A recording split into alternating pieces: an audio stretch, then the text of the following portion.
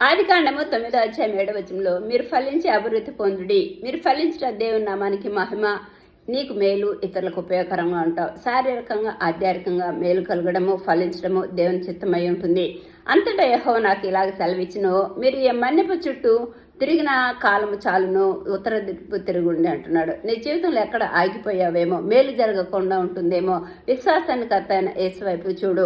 వాగ్దానాలు ఉన్నాయి, అయినా నెరవేరట్లేదు. ఉపవాస ప్రార్థనలు చేస్తున్నారు, ఫలించట్లేదు. ఆయన ప్రభు అంటున్నాడు, కృంగిపోకు, భయపడపాకు. వరదల వల్ల నీ మీదకి శ్రమలు వచ్చినా సరే నేను దక్షిణ హస్తంతో నిన్ను ఆదుకుంటాను అంటున్నాడు.